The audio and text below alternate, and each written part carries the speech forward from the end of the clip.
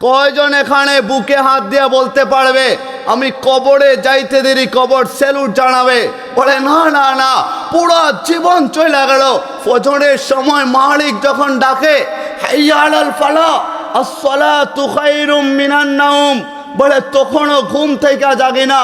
জোহরের সময় যখন হয় মালিক যখন বলে হাইয়া আলাস সালাহ, বলে না তখনও সময় হয় না। আসরের সময় যখন হয় মালিক বলে শুন না, তুই 3 ওয়াক্ত নামাজ পড়িস নাই না, কোনো অসুবিধা নাই, বল না আসরের নামাজ পইরা সেজদায় যায়া আমার কুদরতি পায়ে তোর কপালটা লাগায়া লাগায়া বল না আমার কাছে তোর কি অসুবিধা, আমার কাছে বল না। তুই চাইতে দেরি হবে, তোর পুরা জীবনেরটা আমি আল্লাহ মাফ করে তোর নামটা জান্নাতীদের লিস্টে উঠাইতে দেরি করব না।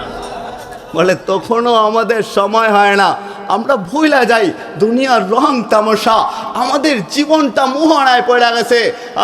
দুনিয়ার সবুজ রং আমাদের দিলটাকে কায়রা নিয়ে গেছে। দুনিয়ার মিষ্টি ভাষী কথা, দুনিয়ার এই মিষ্টি আচরণগুলা আমাদের জীবনটা বরবাদ করে ফেলছে। দুনিয়ায় আসার যে সিরিয়ালটা ছিল ওটা আমরা ঠিকই জানি, যাওয়ার সময় যা আমাদের হয়ে গেছে। যাত্রা শুরু করে দিলাম, যেখানে আমার যাত্রাটা যায় শেষ হয়ে যাইবে ওই কবর বারবার আমারে ডাকতে থাকে। মালিক বলে মিনহা খলাকনাকুম ওয়া ফিহা নুঈদুকুম ওয়া মিনহা নুখরিজুকুম তারাতান উখরা। বলে শুনেন, আপনাকে আমাকে যে মাটি থেকে বানানো হইল ওই মাটির ভিতরে আবার আপনাকে আমাকে রাখা হবে কি হবে না? আওয়াজ করে বলি না, হবে কি হবে না? আবার যে মাটির ভিতরে রাখা হবে মনে রাখেন ওখানেও থাকবেন না, ওখান থেকে আল্লাহ আমাদেরকে উপরে উঠাইবে। তখন মালিক বলে শোনো, দুনিয়ার সমগ্র ক্ষমতা চূর্ণ বিচূর্ণ হয়ে যাবে, কেউ থাকবে না। যখন কেউই পৃথিবীতে থাকবে না মালিক আওয়াজ করে বলবে লিমানিল মুলকুল ইয়াউম, বড় আজকের দিনের রাজত্বটা কার? কেউ কোনো কথা বলবে না, কোনো ক্ষমতাসীন কোনো শব্দ করবে না, আওয়াজ করবে না। না না, কারো শব্দ করার আওয়াজ করার কোনো সাহসী হইবে না। আবার মালিক নিচে বলবে লিল্লাহিল ওয়াহিদিল কাহ্হার, বলি না আল্লাহু আকবার, জুড়ে বলি না আল্লাহু আকবার। মালিক বলে শুনো, দুনিয়ায় বহু ক্ষমতা দেখাইলা, আজকে আমি মালিক ছাড়া আর কারো ক্ষমতা চলবে না। কোনো বাদশার ক্ষমতা চলবে না, এমপির ক্ষমতা চলবে না, মন্ত্রী মিনিস্টারের কোনো ক্ষমতা চলবে না, একমাত্র মালিকের ক্ষমতা চলবে। আমাদের ভাবা উচিত ছিল আমাদের সকাল থেকে সন্ধ্যা পর্যন্ত জীবনটাকে গোছানো দরকার ছিল, যেখানে মালিক বলে শোনো আল্লাহকে ভয় করার মতো ভয় করো। আর শোনো এটাও, তোমরা সত্যবাদীদের সঙ্গ হয়ে যাও। আল্লামা বিশ্বকবি ইকবাল বলেন সোহবতে সালেহ তোরা সালেহ কোনাদ, সোহবতে তালেহ তোরা তালেহ কোনাদ। বলে সৎ লোকের সঙ্গে থাকলে মানুষ নেককার হয়ে যায়, আর অসৎ লোকের সঙ্গে থাকলে মানুষ বদকার হয়ে যায়। এজন্য আমাদের জীবনের প্রত্যেকেরই উচিত, বিখ্যাত বুজুর্গ আল্লামা আকবর রহমতুল্লাহ আলাইহি উনি বর্ণনায় লিখেন কুনু মা'আস সাদিকিন, যেখানে মালিক বলে শুনো সত্যবাদীদের সঙ্গে নেওয়া অর্থ হলো এটাই, আমাদের প্রতিটা মানুষের জীবনে এমন একজনকে আমরা পরামর্শ গ্রহণ করার জন্য এমন একজনকে বানায় নেব, বলে যার কাছে নিজেরে মুর্দার মতো নিয়ে রাখবো। যদি আলেম হইলেন তো আলেম হওয়ার পরেও একজন আলেমের পরামর্শ কইরা যখন জীবনটা পরিচালিত হয়ে যাইবে। আমাদের যুবক ভাইরা যারা আছে, যারা মোটর সাইকেল নিয়ে চক্কর দেয়, এখান থেকে ধামরায় চলে যায়, বলে ওখান থেকে সাভারে চলে যায়, হেমায়তপুরে চলে যায়, ঢাকা শহর ঘুরতে মনে চায়, বলে বন্ধু চল না আজকে টাঙ্গাইলে যায় একটু আড্ডা দেই, ওখানে যায় আড্ডা হবে। তাইলে শুই না রাখেন, কোনো যুবক যদি তার বন্ধুর কাছে যায় বলতো দোস্ত পুরা জীবনটা আমরা কি অন্যায়ভাবে না কাটাইলাম, আজকে চল না আড্ডা না দিয়া যেখানে গেলে 5,000 টাকা খরচ হইতো ওখানে ওই টাকা খরচ না কইরা চল না আমরা আশপাশে কোথাও যাই একটু গ্রিল খাই না, আর বাকি যে কয়টা টাকা বাইচা যাবে ওই টাকা দিয়া কয়েকজন মিসকিনকে দেখা, কত শিশুকে দেখা অন্তত ডাল ভাত খাওয়াই দেই না, কসম খুদার করে বলি, কোন যুবক যদি নিয়তটা সহি কইরা আল্লাহর জন্য আল্লাহর দিকে ধাবিত হয়ে যাইত, আমার রাসূলের আদর্শ মাইনা জীবন পরিচালনা কইরা নিত, ও কবরে যাইতে দেরি হইতো, কবর চিৎকার দিয়ে বলতো সেলুট তোমাকে, তুমি আসতে দেরি হইল, আমার বুকটা আল্লাহ জান্নাতের বাগিচা বানাইতে দেরি করে নাই। আহা, এজন্য আমাদের মনে রাখা উচিত আমরা এখানে থাকার জন্য আসি নাই, আমরা সকলেই চলে যাইতে হবে। কেননা দেখেন না বুজুর্গদের ঘটনা, ওনাদের জীবনটা কেমন ছিল। আমি তো বলি আমাদের প্রত্যেকের ভাবা উচিত, এখানে যারা উপস্থিত আছেন, যারা উপস্থিত নাই, আমাদের মা বোনরাও যারা আছেন, যারা আয়োজন করছেন, মিডিয়ার আছেন, বলে সকলের চিন্তা চেতনা নিয়ে আসা উচিত। আয় কখন জানি মৌতের ডাকটা চলে আসে, ওমা তাদরি নাফসুম বিআইয়ি আরদিন তামুত, বলে কার কখন মৌত হবে, কিভাবে হবে, কোন স্থানে হবে, বলে দুনিয়াওয়ালা কেউই জানে না, একজন জানেন, একজন আওয়াজ করে বলেন না তিনি কে, আরো জুড়ে বলি না তিনি কে, বলে শুধুমাত্র মালিক জানে, মালিক। ইমাম মালিক রহমতুল্লাহি আলাইহির একটা ঘটনা মনে পড়ে গেল, বলবো নি আপনাদেরকে। আহা, ইমাম মালিক রহমতুল্লাহি আলাইহি উনি চিন্তা করলেন, বলে জীবনের শেষ সময়টুকুনো আমি মদিনায় কাটাবো, ওখানে আমার মৌত হবে, ওয়াফাতের পরে আমার কবরটা দাফন কাপড় ওখানেই হবে। এই চিন্তা নিয়ে তিনি মদিনায় থাকতে লাগলেন। যখনই হজের সময় চলে আসে, আরাফার ময়দানে লোকেরা চলে যায়, ওনার ভিতর থেকে চিন্তা হইল লোকেরা তো আরাফার ময়দানে চলে যাইতেছে, আমি যদি যাইতে পারতাম।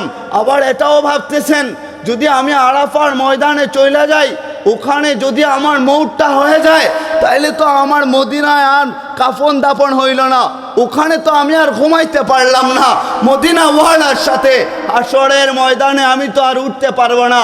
চিন্তা কইরা উনি বললেন ইস্তেখারা কইরা দেখা যাক, ইস্তেখারায় তো সমাধান খুঁজা পাওয়া যায়, যার কারণে উনি ইস্তেখারায় লাগলেন।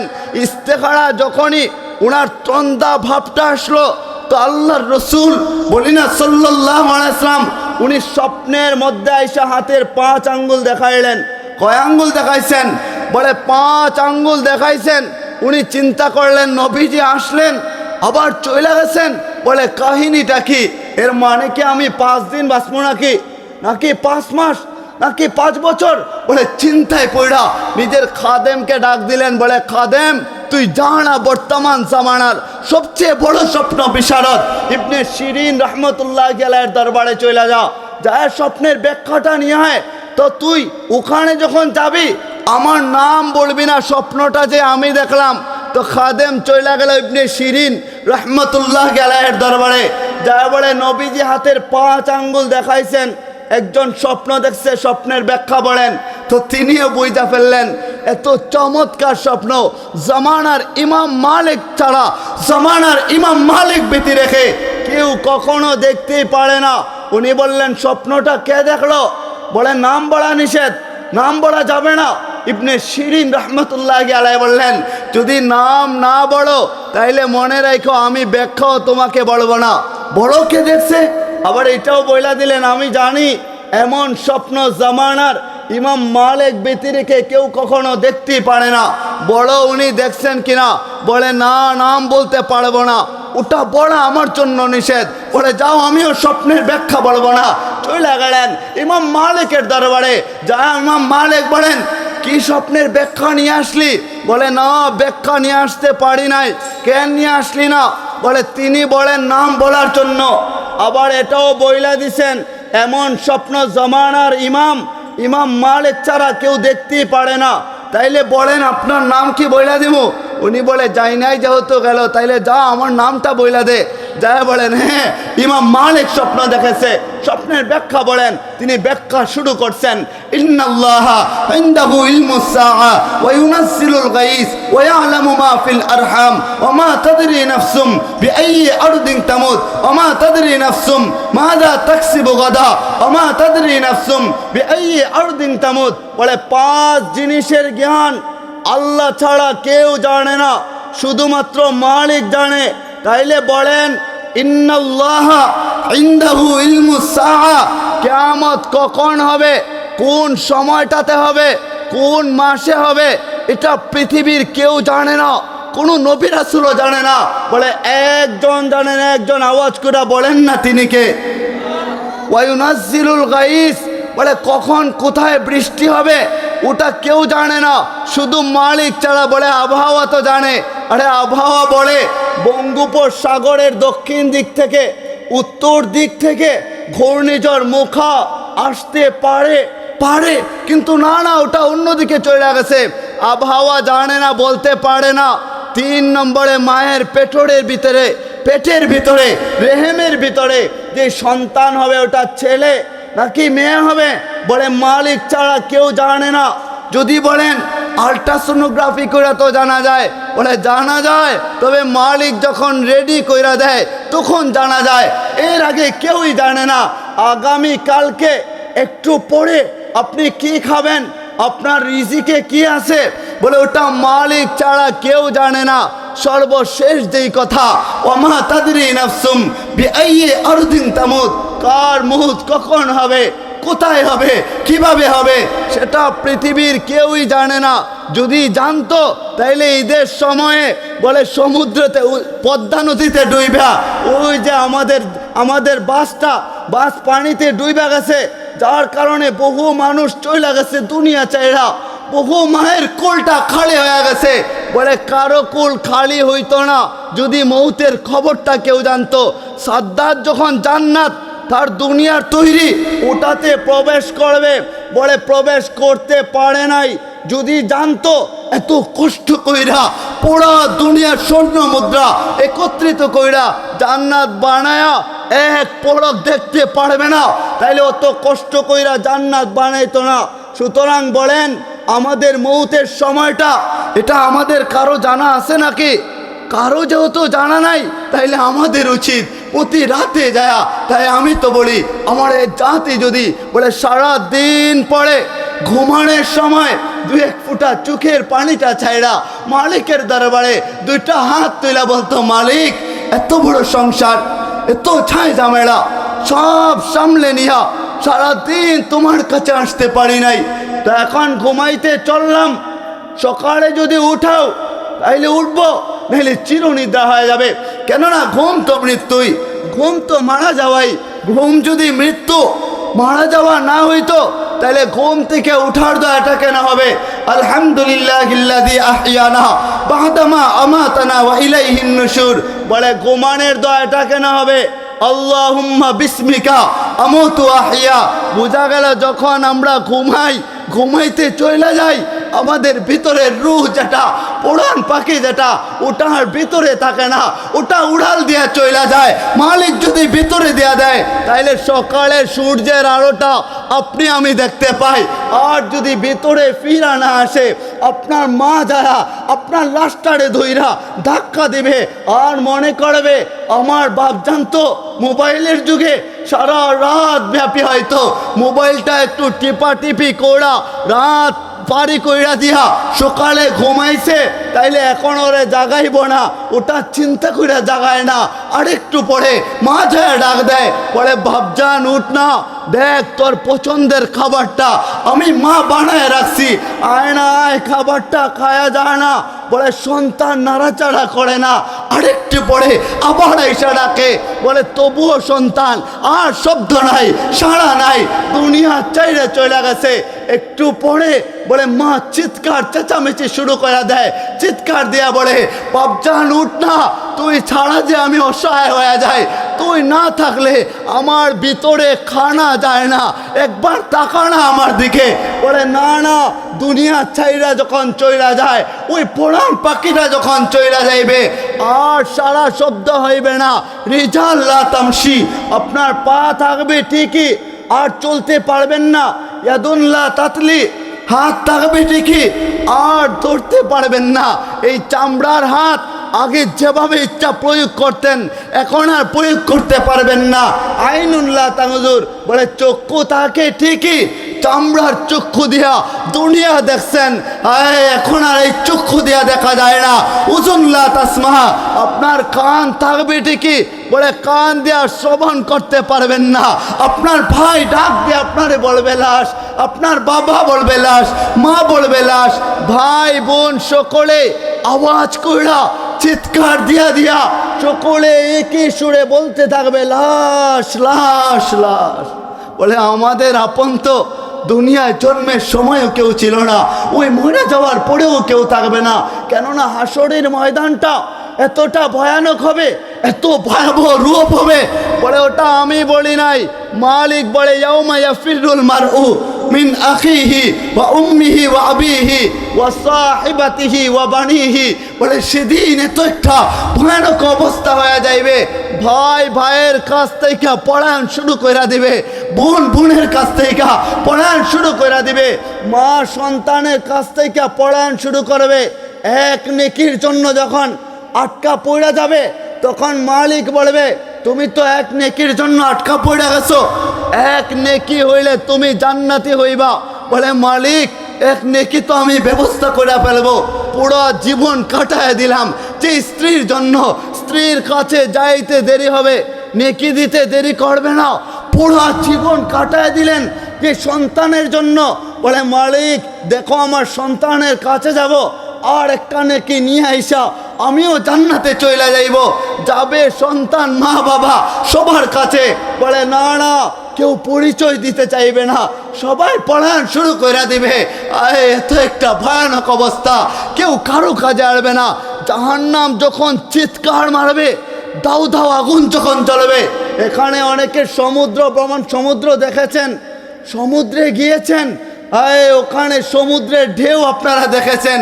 সমুদ্রের ঢেউ থেকে যদি অনুমান করেন এত ভয়াবহ ঢেউ যদি এখানেই হয়, দুনিয়ায় হয়, না জানি জাহান্নামের আগুনের ঢেউটা যখন উত্তাল মারবে চিৎকার দিবে, আর চিৎকার দিয়ে দিয়ে বলবে মালিক তুমি না বলছিলা আমারে হাসরের ময়দানে সেদিন আমারে তুমি আমার খোরাকি দিবা, আমার খানা দিবা, দাও না, খিদা লাগছে মানুষকে আমার বুকে দিয়ে দাও না। এত ভয়াবহ অবস্থায় জাহান্নাম সামনের দিকে আগাতে থাকবে, আর মানুষজন সকলেই বলতে থাকবে নাফসি নাফসি, মালিক আপনি আমারে বাঁচান। যেখানে মুসা আলাইহিস সালামের মতো নবী পয়গম্বর, বনি ইসরাইলের উন্নত নবী, তিনিও বলবেন লা আসআলুকা উম্মতি, ও মালিক আজকে আমি উম্মত সম্পর্কে জানতে চাই না। লা আসআলুকা উম্মি, আমার মাকে চাই না। লা আসআলুকা উখতি, বোনকে চাই না। লা আসআলুকা আখি, বলে ভাইকে চাই না। আজকে আমি কাউরে চাই না। আসআলুকা নাফসি, ও মালিক আপনি আমারে বাঁচান, আমারে বাঁচান। যেখানে জিব্রাইলে আমিনের মতো ফেরেশতা, বলে কত দামি ফেরেশতা, কত উন্নত ফেরেশতা, দুনিয়ায় নবীদের কাছে পয়গম্বরদের কাছে যিনি ওহী নিয়ে আসতেন।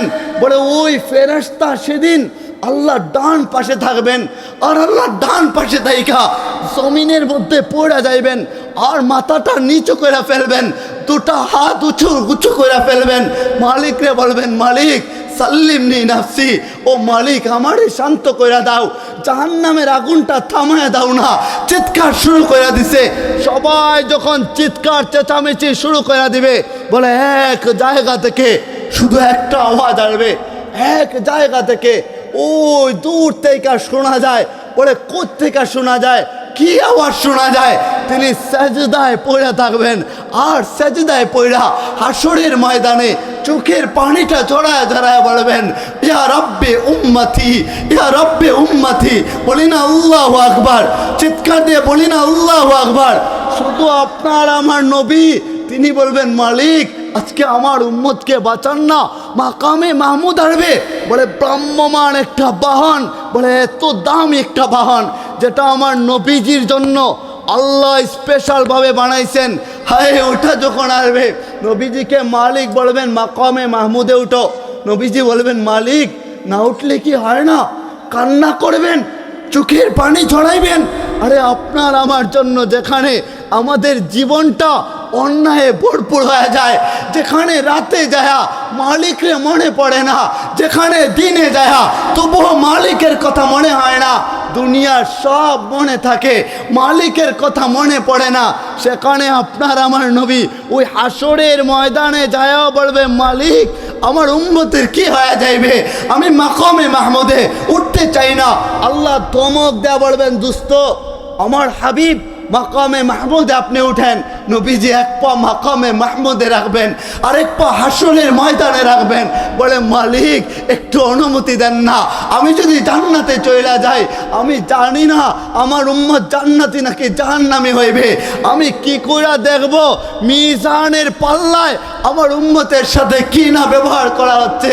আমি কি করে দেখব ডান হাতে নাকি বাম হাতে আমার উম্মতকে আমল নামা দেওয়া হচ্ছে? আমি কি করে দেখব ফুলসিরাতের একটা পুল, ভয়াবহ একটা পুল, ওটা কি করে আমার উম্মতরা পাড়ি দিবে? মালিক অনুমতি দেন না, আমি একটু এখানে থাকতে চাই, আমি দেখতে চাই আমার উম্মতের কি অবস্থাটা হয়ে যাইবে। তখন মালিক অনুমতি দেবেন আর বলবেন, দোস্ত আমি জানতাম হাসরের ময়দানে আপনি ছাড়া কেউ আমার কাছে সুপারিশ করবেন না। আপনি সুপারিশ করতেছেন, তাইলে বলেন আপনি কি চান? আর নবীজি তখন বলবেন, যে উম্মতগুলো জাহান্নামের দিকে দৌড়ায় দৌড়ায় চলে যাইতেছে, কিছু কিছু উম্মত পিছনে তাকাইবে আর জাহান্নামের দিকে যাইবে, ফেরেশতারা টাইনা টাইনা জাহান্নামে নিয়ে যাবে। ওরা বারবার পিছনে তাকায়, বলে পিছনে বারবার তাকাও কেন? বলে দেখি আমার নবীজি কোথায়। আমি শুনছিলাম নবীজি না আমার জন্য সাফায়াত করবেন, দেখি না কোথায়। নবীজির কান পর্যন্ত এই কথাগুলা যখন পৌঁছায় দেওয়া হবে, নবীজির কাছে যখন যাওয়া হবে, নবীজির সাজদায় পড়ে যাবেন, মালিক তুমি না বলছিলা আমার উম্মতের 70,000কে বিনা হিসাবে মাফ করে দিবা, তাইলে বারবার তাকাইতেছে আমারে খোঁজে, মালিক দাও না মাফ করা। মালিক বলে, দুস্ত তুমি বলে ফেলছো? বলে হ্যাঁ আমি বললাম।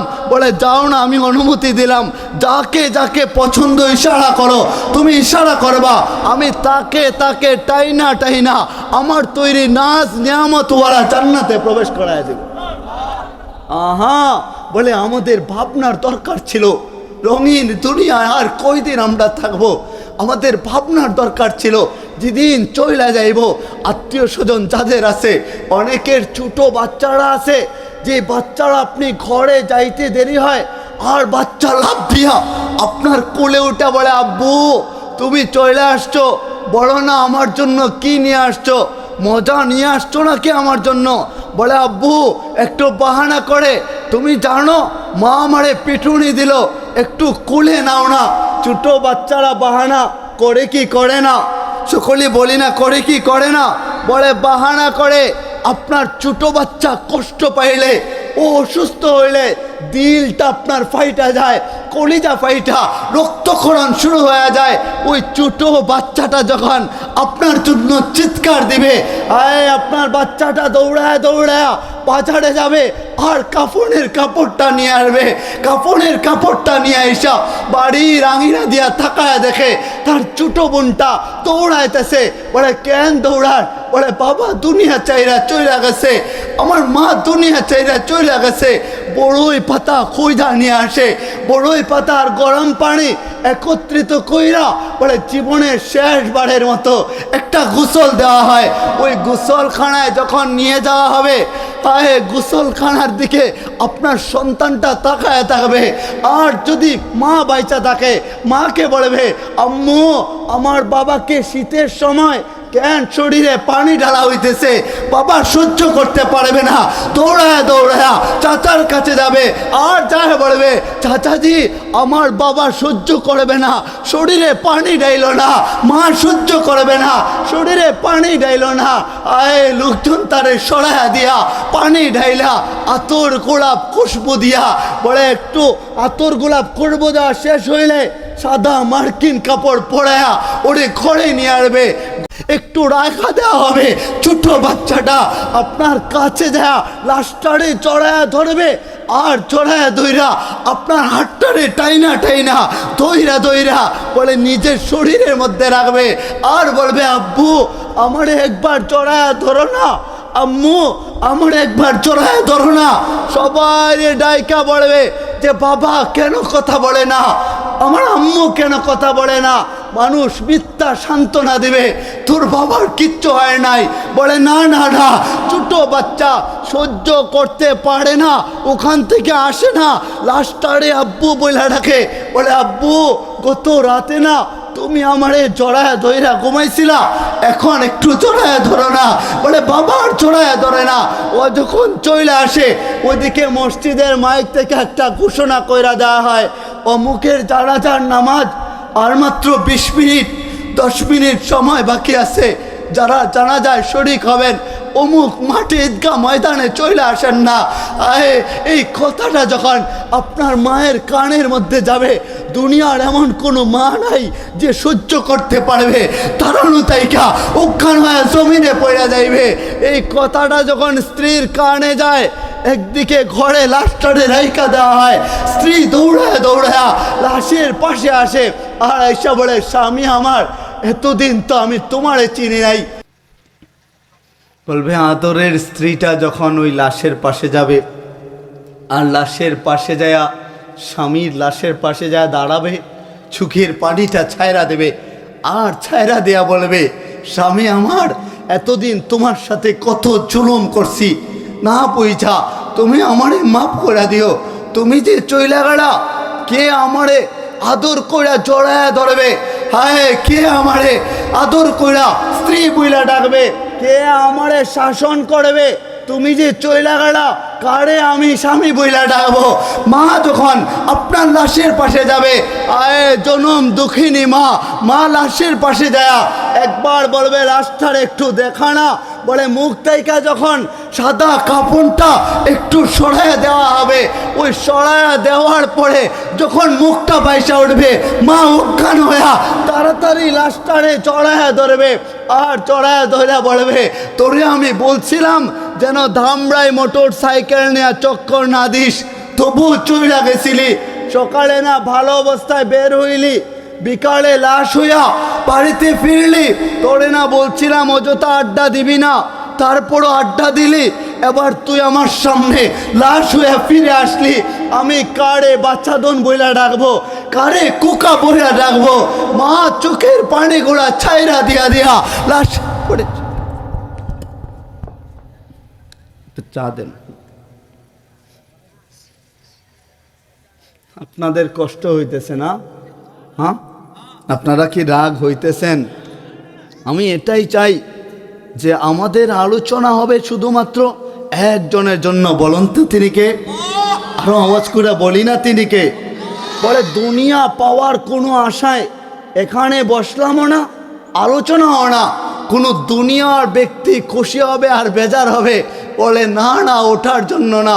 আমাদের পুরো জীবনের সব কিছু হবে শুধু একজনকে রাজি আর খুশি করার জন্য। বলুন না তিনি কে? আর জুড়ে বলি না তিনি কে? সুতরাং আমাদের সকলকে চইলা যাইতে হবে, থাকবো না, এখানে থাকবো না। রঙিন দুনিয়ায় আমরা কেউই থাকতে পারবো না, এখানে থাকার জন্য আমরা আসি নাই। বলে যাত্রা শুরু করছিলাম ঘড়ির কাঁটা দেইকা, কখনো কি শিক্ষা নিছেন?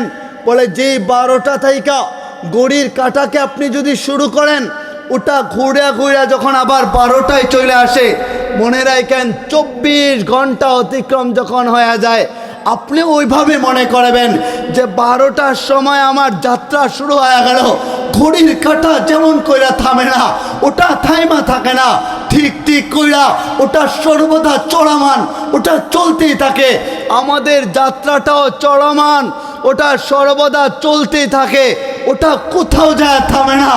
আয় যেদিন ঘড়ির কাঁটা যায় সমানে সমানে হয়ে যাবে, আমাদের জীবনের যাত্রা ওখানে যায় শেষ হয়ে যাইবে। তো মা যখন ওই লাশের পাশে যায় আর যায় চিৎকার দিবে, চোখের পানিটা চাইরা দিবে, ঘরের সকলটা চিৎকার দিয়া দিয়া কান্না করবে। কেউ মামা বইলা বইলা কাঁদবে, চোখের পানি জড়াইবে। বলে না না না, আপনি এতটা স্বার্থপর হয়ে যাইবেন, কোনো জবাব সেদিন দিতে পারবেন না। কেউ চাচা বইলা আপনাকে ডাকবে, কোনো জবাব দিবেন না। আবার মাইক থেকে আলান হয়ে যায় জানাজার আর মাত্র 5 মিনিট সময় বাকি আছে।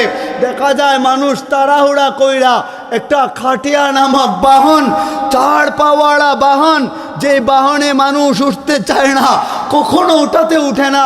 কেউ কখনো জীবিত অবস্থায় ওই বাহনে উঠে নাই।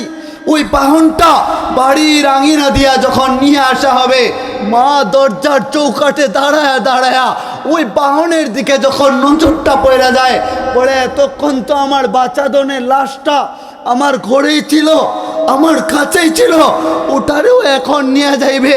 স্ত্রী চিৎকার দিয়ে কাঁদবে আর কান্না কইরা কইরা কান্না সুরে বলতে থাকবে, আমার স্বামীরে বোধহয় এখনই নিয়ে যাবে, এতক্ষণ লাশটা ছিল আর লাশটাও থাকবে না। বলে সবাই চিৎকার দিবে, আহাজারি করবে। যখন ওটারে ঘরে আইনা দেওয়া হবে, মানুষ লাশটারে দইরা দইরা ওই 4 পাওয়াড়া বাহনে তুইলা নেবে আর মাকে অন্য রুমে নিয়ে নিবে। দরজার মধ্যে দাঁড়ায়া ঘরের মহিলারা চিৎকার দিবে, যাদের কন্যা সন্তানরা আছে, বলে কন্যা সন্তান বাবার জন্য ভালোবাসা একটু বেশি থাকে, থাকে কি থাকে না? কন্যা সন্তান ও চিৎকার দিবে আর চোখের পানিটা জড়াইবে, বলে আব্বু তুমি আমাকে চাইরা চইলা গেছো, আমি আব্বু বইলা কারে ডাকবো? ছোট বাচ্চাটা বলবে আব্বু তুমি আমারে চাইরা কি কইরা খাটিয়ায় উঠতে পারলা? তুমি কি দেখো না আমি তোমারে ছাড়া মুহূর্ত থাকতে পারি না? বলে জানাজার নামাজ শুরু হওয়ার আগ মুহূর্তে যখন লাশটারে নিয়ে রাখা দেওয়া হবে, শেষ বাড়ির মতো আপনার কিছু বন্ধু বান্ধব দূরাত্মীয়রা যারা শেষমেশ আসবে, ওরা এসে একবার দেখবে, লাশটারে দেখবে আর চোখের পানি জড়াইবে। আর সবাই চড়ু হইয়া একটা মাইক হাতে নিয়া বাবাকে বলা হইবে, তুমি কিছু কথা বলো। বাবা চোখের পানিটা ছাইরা দিয়া কান্না সুরে বলতে থাকবে, আমার বাচ্চাদন বুকের মানিকটা দুনিয়া ছাইরা চইলা গেছে, ওর কাছে টাকা পয়সা পাইলে আমার কাছে বলবা, আমি পরিশোধ কইরা দিব। আহে বাবা যদি চইলা যায়, সন্তান বলে আমি ওনার বড় সন্তান, টাকা পয়সা পাইলে আমাকে বলবা, আমরা পরিশোধ কইরা দিব। চোখের পানি ছাইড়া দেওয়া শেষ। বলে 4 পাওয়াড়া বাহনের মধ্যে 4 জন দইরা দইরা বাড়ি রাঙিয়া দিয়া শেষবারের মতো যখন আপনারে নিয়ে যাওয়া হইবে, ওইদিকে ঘরের মায়েরা দরজায় দাঁড়ায় থাইকা বলে শেষ বিদায় দিয়ে দিবে। আয় এমন একটা বিদায়, চিরঞ্জীবের জন্য বিদায়, চিরদিনের জন্য বিদায়। ওই বিদায়ের পর আর কোনো বিদায় শুরু হয় না, যাত্রা হয় না, এটা শেষ বিদায়। দেখবেন দুনিয়ায় যখন আপনি আপনার সন্তানকে কোনো প্রবাসে কোনো দেশে পাঠান, তখনই সহ্য হয় না, চোখের পানিগুলা ঝরায় ফেলেন, মা চিৎকার দেয়, তখনই কান্না করে। সাময়িক বিদায় দেওয়ার পরেও বাবা মা সহ্য করতে পারে না। চিরবিদায় যেদিন জানাবে, ওদিন কি করে সহ্য করবে? চৌকাঠে দাঁড়ায় বলবে, বাপজান চইলা তো যাচ্ছিস, আর ফিরে আইবি না তুই আমার কাছে জানি, বাপজান তুই একবার সাড়া দে না। বলে না, কোনো কথা বলবে না। বাচ্চাগুলা বলবে, আব্বু একবার কথা বলো না। বলে না না না, তখনও কথা বলবে না। হায় সবাই যখন ডাকবে কোনো কথা বলে না। লাশটা স্বার্থপর হয়ে যায়, বাড়ি রাঙিনা দিয়া ওই কবরে যখন নিয়ে যাওয়া হয়, আয় কবরের মধ্যে আপনারে আমারে রাইখা বলেন বলেন দুনিয়ার সবাই চলে আসে, কেউ ওখানে থাকে না। বাবা সঙ্গী হয় না, মা সঙ্গী হয় না, স্ত্রী পুত্র ভাই বোন সন্তান সন্ততি কেউ সঙ্গী হয় না কি সেদিন? কেউই সঙ্গী হয় না। সবাই যখন বাড়িতে চলে আসে, ঘটনা আরেকটা মাঝে মধ্যে ঘইটা যায়। পরের দিন সকালবেলা দেখা যায় যে ছোট বাচ্চা যেটা ছিল, যে নাবালেগ বাচ্চা বুঝে না, ওরে ঘরে খুঁজা পাওয়া যায় না। বাড়িতে যখন তোলপাড় হয়, বাবা চলে গেল, ও কোথায় গেল, ডাকতে ডাকতে খুঁজতে খুঁজতে যায়, দেখে বাবার কবরের উপর ওইটা। ও কবরে শুয়া শুয়া আঙ্গুল দিয়া দিয়া কবরের মাটি করে আর বলে, আব্বু তুমি এখানে কেন শুয়ে আছো? আমি তোমারে নিতে আসছি, চলো না বাসায় যাও না। কত রাতে আমি তোমারে পাই নাই, তুমি জানো না বাবা, তোমারে ছাড়া আমার ঘুম আসে না, তোমারে জড়ায় ধরতে মনে চায়। ছোট বাচ্চাটা মায়ের কবরের উপরে ওইটা কবর খুঁড়ে আর বলে যে আমি তোমাকে এখান থেকে নিয়ে আসবো। আম্মু তুমি জানো তোমার মতো কেউ আমারে ভালোবাসে না। তুমি জানো ওই যে আমার সৎমা আমারে নির্যাতন শুরু করে দেয়। তুমি জানো মা আমার চাচি বড় বড় চোখ করে আমার দিকে তাকাইছে, হাতে দইরা একটু মুচড় দেয়া দিছে, আমি ব্যথা পাইছি। মা তুমি আসো না, একবার জড়ায় ধরো না, একবার খুলে নাও না, আমি একবার তোমারে জড়ায় ধরবো। বলে না, ওই মা কি আর কখনো ফিরে আসবে নাকি?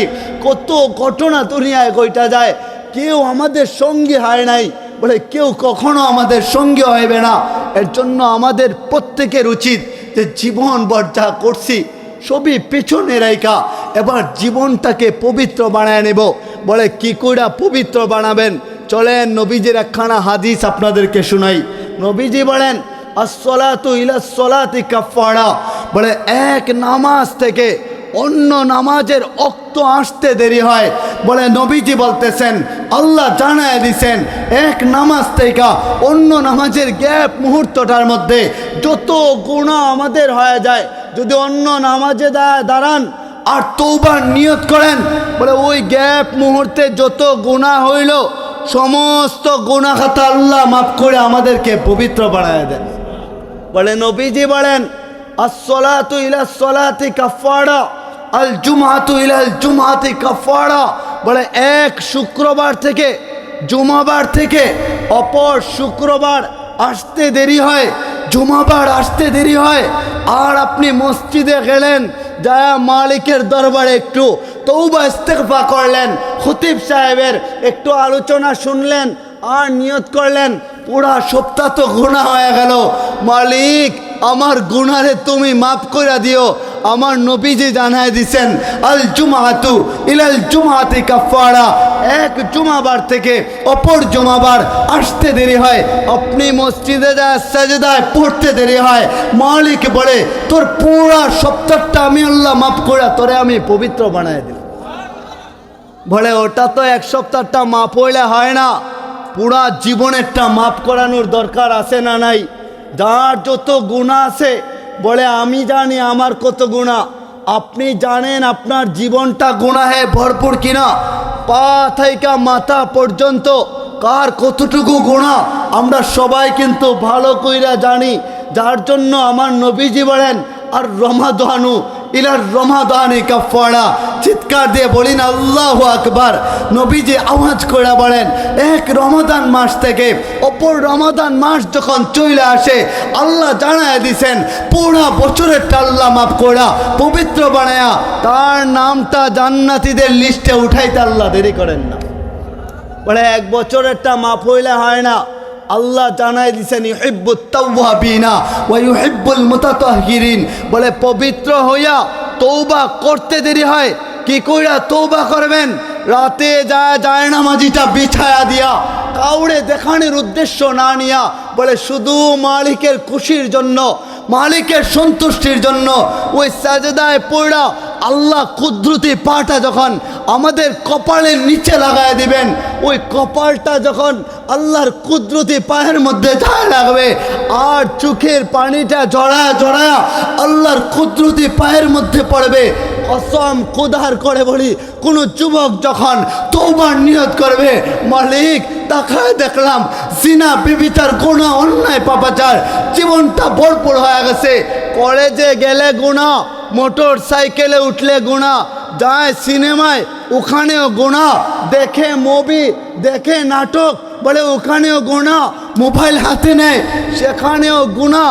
আর যাদের দাড়িটা পাইকা গেছে, আপনারা তো আল্লাহর কাছের প্রিয় বান্দা হয়ে গেছেন, দামি হয়ে গেছেন, আপনারও পিছনের জিন্দিগিটা তাকায় দেখলেন জীবনভর গুনাহ হয়ে গেল, তো সেজদায় যায় যদি কোনো যুবতী বুন্ডা বলে সেজদায় যায় আল্লাহর কাছে বলে মালিক আমার গুনাহ হইল, আমারে তুমি না মাফ করে দিলে, আমারে মাফ করার কেউ নাই, মালিক আমি জানি আজকে যদি মরে যাই জাহান্নাম ছাড়া আমাদের বাঁচার কোনো উপায় নাই।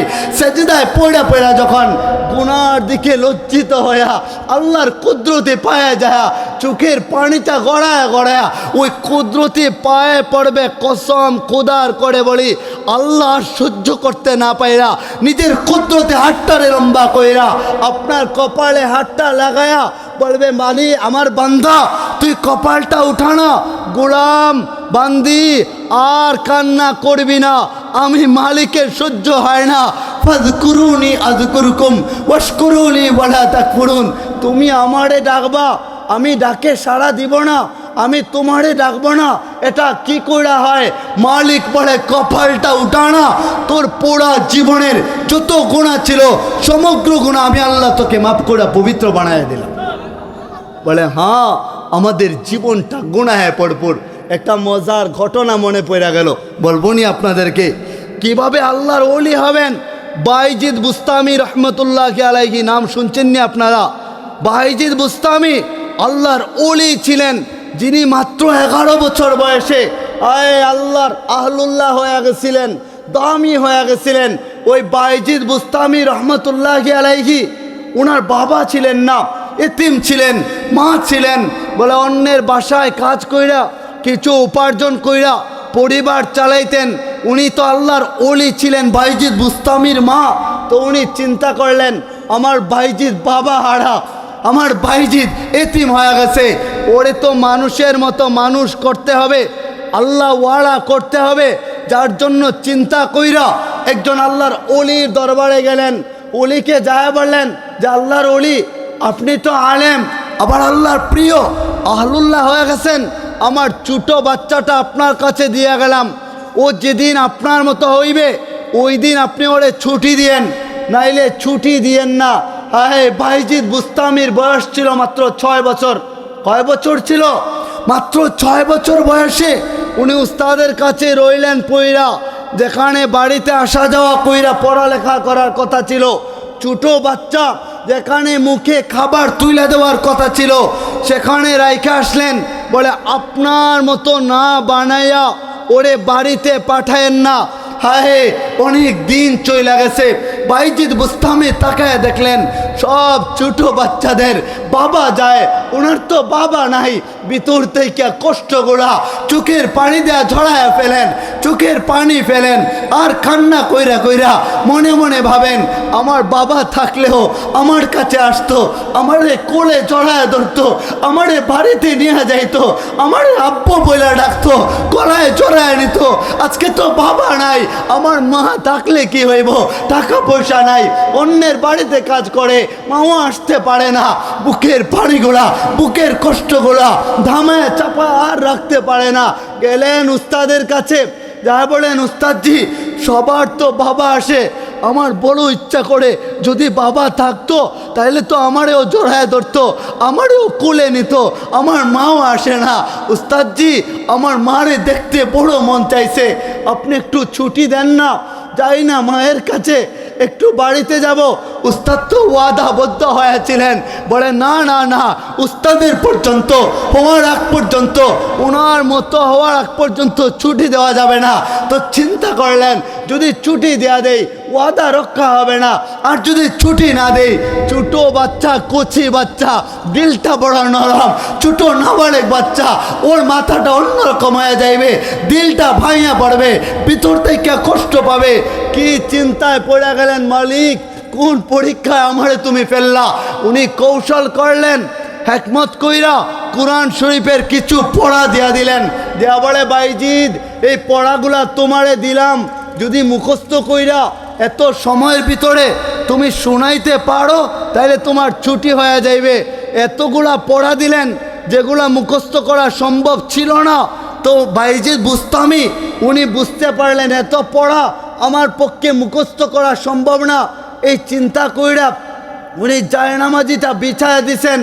বলে ছোটো বাচ্চা, 6 বছরের বাচ্চা, ও আবার কি বুঝে জায়নামাজি বিছায়া দিয়া একা একা তার রুমের মধ্যে যায় জায়নামাজিতে পড়া, সেজদায় পড়া রয়েছে। আল্লাহর কুদরতে পায়ের মধ্যে নিজের কপালটা লাগায় দিছেন আর চোখের পানিটা ছাইরা দিছেন। জমিনটা ভিজায় ফেলছেন, কপাল ভিজায় ফেলছেন, মুখটা ভিজায় ফেলছেন। ভিজায় ফেলা উপরের দিকে দুইটা হাত তুইলা দিছে, তুইলা দেয়া বলে আকুলতা আনতা গাফুরুর রহিম, মালিক আপনি বলছেন আপনি গাফুরুর রহিম, আপনি বলছেন আপনি আলিম, আপনি জ্ঞানী, মালিক আপনি ছাড়া এত পড়া আমারে কেউ মুখস্থ করায় দিতে পারবে না, আমি যতই পড়ি না কেন আমার মুখস্থ হইবে না, মালিক দাও না, ভিতরে দিয়া দাও না। বলে ছোট বাচ্চা দুনিয়ার কারো উপর ভরসা করে নাই, দুনিয়ার কারো কাছে চায় নাই, ওই মালিকের কাছে চাইছে, মালিকের কাছে। আপনারা অভিভাবক হইয়া শিখান না ছোট বাচ্চাকে, বিছা দেন, জায়নামাজি বিছা দেন, বিছা দেয়া বলেন বাবা এখানে তোমার স্থান, ওই মালিকের কাছে চাও না, চাও না, যিনি তো রাজ্জাক তোমারে রিজিক দিবে, আর কেউ দিতে পারবে না, তুমি তার কাছে যাও না, যিনি অসুস্থতা তাইকা তোমারে মুক্তি দিবে। আর দুনিয়ার ডাক্তার, দুনিয়ার অধ্যক্ষ, দুনিয়ার হসপিটাল, ফার্মেসি কেউ আপনাকে সুস্থ করতে পারবে না। আমাদের সুস্থ করার মালিককে, আওয়াজ করে বলেন মালিককে, ওই আল্লাহ ছাড়া কেউ সুস্থ করবে না। এখানে যারা অভাবী আছেন দুনিয়ার কারো কাছে না যায় বলেন, বলেন উপরওয়ালার কাছে চান না, বলেন না হাত দুইটা তুইলা দিয়া ওই মালিককে তুই বইলা বলেন না মালিক তুই আমারে দিবি না, কেন অসুস্থতা দিলি, কেন দুনিয়ায় পাঠাইলি, আমি তোর কাছে আসলাম সাজদায় পড়া, বলেন না মালিক কেন বানাইলি গোলাম কইরা, তুই মুড়ি ভয়া কেন মাফ করে দিবি না, কেন শেফা দিবি না। আরে চাওয়ার মতো চায়া দেখেন না, ওলি হয়ে যান না, তুই বড়ার একটা সম্পর্ক কইরা নেন না। তুই মানুষ কারে বলে যার সাথে ভালো বন্ধুত্ব হয়ে যায়, ওরে তুই বলে। আপনিও আহলুল্লাহ হয়ে যান, মুত্তাকি হয়ে যান, পরহেজগার হয়ে যান, আর আল্লাহর কাছে সাজদায় পড়া অভাবের কথা বলেন, রোগের কথা বলেন, মায়ের অসুস্থতার কথা বলেন না। কসম খোদার করে বলি, দিল কইলা যেদিন চিৎকার দিয়া ফুফায়া ফুফায়া আল্লাহর দরবারে কায়দা বলবেন মালিক আমি না গুনাহগার, তুমি না গাফফার, আকুল তাংতা গাফুরুর রহিম, তুমি না মাফ করে দেওয়া বলছো, তুমি না বলছো তুমি গাফুরুর রহিম, তো গাফুরুর রহিম হইয়া আমারে যদি মাফ না কইরা দাও আমি জামু কার কাছে, তুমি না বলছো আইনাল মাফার, ভাগবে কোথায়, ভাগার জায়গা নাই, যদি সিঁড়ি বানায় আকাশে চইলা যায় চিৎকার দিয়ে বলেন না আকাশের রাজত্বটা কার, আরো জোরে বলেন না আকাশের রাজত্বটা কার। কেউ যদি জমিনের নিচেও চইলা যায় আয় ওই মালিক বলে ইল্লা বিসুলতান, সেখানেও রাজত্ব মালিকের। পাহাড়ের ভিতরে গর্ত কইরা ওখানেও চইলা গেলে মালিক বলে ইল্লা বিসুলতান, সেখানেও রাজত্ব মালিকের। সমুদ্রের অতল গর্ভে আপনি যখন চইলা যাইবেন ওখানেও মালিক বলে তুই কালো পাথরের ভিতরে কালো বিছানা বানায়া, কালো একটা দরজা বানায়া, কালো চাদর বানায়া ওখানে লুকায়া শুয়ে থাকলেও মালিক দেখে কি দেখে না? আওয়াজ করে বলেন দেখেন কি দেখেন না? আল্লাহ নাজিরিন, আল্লাহ কিন্তু সবই দেখেন। মৌড়া যাবেন ঠিকই, তবে মৌটটা কখন আসবে কেউ জানেন না। আমাদের ওইদিকে একটা খোয়াই নদী আছে, ওই খোয়াই নদীতে 2-4 দিন আগে 4টা যুবক, হায় শুধুমাত্র যুবক হইল, যুবক বয়সে গোসল করতে গেল ওখানের মধ্যে। আর ডর চিনেন আপনারা? ডর আমাদের ওদিকে ডর বলা হয়, যেখানে একটু দোষী বলা হয়, ওই জায়গাতে একটু সাঁতার কাটতে ছিল, এমতো অবস্থায় কে যেন টান দিয়ে নিচে চলে গেল। প্রায় 30 ঘন্টা পরে ওর লাশটা উপরের দিকে বাইল, ওর লাশটা একটু অদ্ভুতভাবে উপরের দিকে উঠলো। সে জানতো না তার মৌটটা ওখানে হয়ে যাইবে, সে ভাবেই নাই। সে ভালো অবস্থায় গেল, বন্ধুর সাথে সাঁতার কাটতে কাটতে ওর মৌটটা হয়ে যাইবে। মা নদীর পাড়ে আইসা আহাজারি কইরা কইরা চিৎকার দিয়া দিয়া কান্না করতেছিল, কিন্তু লাশ আর উপরে উঠে না। মাও জানতো না, যদি জানতো তো তারে ওখানে পাঠাইতো না। সুতরাং আমরা কবরে যাওয়ার আগে আগে, মরে যাওয়ার আগে আগে, বা ইদা বারিকাল বাসারু, যেদিন চক্ষু বন্ধ হয়ে যাইবে এর আগে আগে কবরের প্রস্তুতি নেওয়ার দরকার আছে না নাই? আওয়াজ করে বলি আছে না নাই?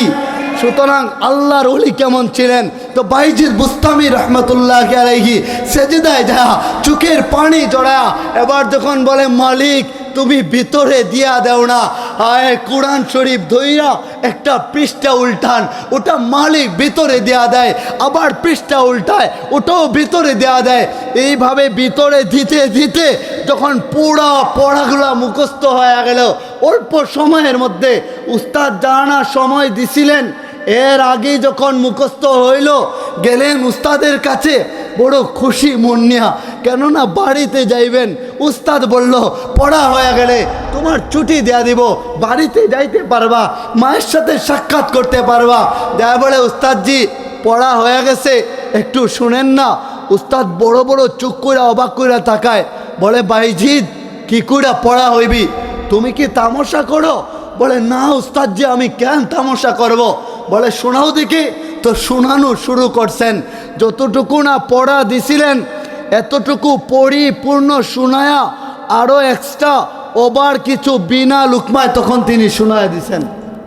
তো শোনায়া দিছেন যখন, উস্তাদ অবাক হয়ে বলে তুই তোর কোনো সাধারণ ছোট বাচ্চা না, তোর সম্পর্ক আমার যেমন মালিকের সাথে সম্পর্ক, তোর তো এর চেয়ে ভালো সম্পর্ক আমি দেখতেছি মালিকের সাথে। তোরে আমি ছুটি না দিয়া কি কইরা পারি, তুই যা না বাড়িতে চইলা যা। আহে ঘটনা তো এখানে ঘইটা যায়। বাড়িতে চইলা গেলেন, যা দরজায় ডাক দিলেন, বলে আম্মু আমি বাড়িতে চলে আসলাম। মা বলে কে তুমি? বলে আমি তোমার বাইজিদ। বলে না না আমার বাইজিদ হতে পারে না, আমার বাইজিদ এখানে আসতে পারে না। কি কইরা বাইজিদ আসবে? যেখানে আমি বলছি যতদিন না উস্তাদের মতো হইবে ততদিন যেন উস্তাদ ছুটি না দেয়, তুমি বাইজিদ হইতে পারো না, চলে যাও। বলে বিশ্বাস করো মা, বুকে বড় তামান্না নিয়া তোমার সাথে দেখা করার জন্য, বড় আফসোস নিয়া, কষ্ট কইরা, বড় আশা নিয়া আমি তোমার কাছে আসলাম। মা একটা বার দরজা খুলো, আমি তোমারে একটা বার চড়ায়া ধরবো, তোমার বুকে ধরায়া ধরবো, তোমার গলায় চড়ায়া ধরবো। তুমি মাত্র একবার আমারে কুলে নিবা, একবার খানা খাওয়া দিবা। মা কত বাচ্চাদের বাবারা যায়, মায়েরা যায়, ওরা যায় খানা তুলে যায় মুখের মধ্যে, কত বাচ্চাদের বাবা যায় গলায় চড়ায় নেয়, বুকে চড়ায় নেয়, কুলে তুলে নেয়। আম্মু তুমি দরজাটা খুলো না, কইলা একবার আমারে জড়ায় ধরো না। যখন চিৎকার দিয়া দেয়া বলতেছিল, আয় এমত অবস্থায় মা বলে না না না দরজা খোলা যাবে না, তুমি এখান থেকে চলে যাও। বাইজিদ বুস্তামি চোখের পানিটা ছাইরা দিছেন, চোখের পানি ছাইরা দিয়া আবার মাদ্রাসায় চলে গেছেন। মাদ্রাসায় চলে যায় বলে উস্তাদের কাছে যখন হাজিরা দিছেন, বলে উস্তাদ বলে কি হো বাইজিদ বাড়িতে যাও নাই মায়ের কাছে? বলে না আমি বাড়িতে গেছিলাম ঠিকই, মা দরজা করে না, বিশ্বাস করে না। ও উস্তাদজি আমার আর ছুটি আপনি আমারে দিয়েন না, আর বাড়িতে যাইতে চাই না। সেজদায় পড়ে গেছেন, বছরকে বছর কাইটা যাওয়ার শুরু হইতেছিল, 6 বছর থেকে 12 বছর পর্যন্ত বলে বাড়িতে না যায়া, মায়ের কাছে না যায়া পুরা 12 বছর কাটায়া দিয়া যখন ওনার বয়স 18 হইল, তো একদিন উস্তাদ স্বপ্ন দেখতেছেন। বলে কেমন স্বপ্ন? উস্তাদ স্বপ্ন বেড়ায় দেখেন আল্লাহর রসুল উস্তাদের কাছে একটা পাগড়ি নিয়ে হাসিরা দিছেন। বলি না সুবহানাল্লাহ, আওয়াজ করে বলি না সুবহানাল্লাহ। একটা পাগড়ি নিয়ে হাজির, বলে বাইজিদকে আমার তরফ থেকে এই পাগড়িটা তুমি পরায় দিবা। বলি না আল্লাহু আকবার, আরো জুড়ে বলি না আল্লাহু আকবার। বলে বাইজিদকে বাড়ায়াতের পাগড়ি ওটা পরায় দিবা, যাও যাও বাইজিদের দরবারে চলে যাও, আমি যে দিলাম ওইটা তুমি বলবা রসুল পাঠাইছেন। গেলেন বাইজিদের কাছে, যা দেখেন সেজদায় পইরা চোখের পানি জড়ায়া মালিকের সাথে কথা বলা শুরু করে দিছেন। নবীজি বলেন আসসালাতু মিহরাজুল মুমিনিন, নামাজ মুমিনের জন্য মেহরাজ স্বরূপ। আরে আল্লাহর সাথে কথা বলার জায়গায় তো নামাজ, ওখানে যায়া আল্লাহর প্রতি ইশারা কইরা কইরা আরে বলেন না মালিকের কাছে বইলা দেখেন, একটু কান্না কইরা কইরা দেখেন আপনি দিলটা পবিত্র হয়ে যাবে, পরিবর্তন হয়ে যাবে। বাইজিদের কাছে যখন উনি গেলেন, যা বাইজিদকে ডাক দিলেন, বাইজিদ মাথা উঠায় না, বলে শুনো আমি তোমার উস্তাদ। বলে না না আমি মালিকের সাথে কথা বলতেছি। আরে আমি মাথা উঠাবো না। বলে শুনো আমাকে নবীজি তোমার কাছে পাঠাইছেন। সুবহানাল্লাহ বলি না, যখনই বলছেন নবীজি পাঠাইছেন মাথাটা উঠাইছেন হাসি মুখে। বলে কি হয়েছে? বলে দেখো না বেলায়েতের পাগড়ি, নবীজি তোমাকে পড়াইতে বলছেন, বেলায়েতের পাগড়িটা পড়ায়া বাড়িতে পাঠাইছেন। গেলেন মায়ের দরবারে, মায়ের কাছে যাইতেই মা দরজা কইলা জড়ায় দইরা বলে বাইজিদ আমি জানতাম তুই যে আমার কাছে আসবি, এখন যে আসবি। আরে আল্লাহ ওয়ালারা ছিলেন। কয়েকদিন পরে বাইজিদ স্বপ্ন দেখেন, বলে একটা সেমিনারে খ্রিস্টানদের পাদ্রিগুলা 2 লাখ খ্রিস্টান পাদ্রি ওখানে থাকবে, খ্রিস্টানদের লিডার সেখানে আসবে। স্বপ্নে দেখতেছেন খ্রিস্টানদের ড্রেস পইরা যেন ওখানে চইলা যান। তো কি কইরা খ্রিস্টানদের ড্রেস পরবেন?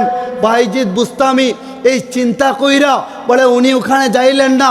পরের দিন আবার স্বপ্ন দেখলেন, পর 3 দিন যখন স্বপ্ন দেখলেন তখন ওনাদের ড্রেস পইরা খ্রিস্টানদের সেমিনারে চইলা গেছেন। তাদের যখন সেমিনার শুরু হয়ে গেছে, হায় যিনি সবার লিডার ছিলেন, তাদের মুরব্বী ছিলেন, যার কাছ থেকে খ্রিস্টানরা নূর পাইত, ওনার জবান বন্ধ হয়ে গেছে, চার নাড়াচাড়া শুরু করে দিছে।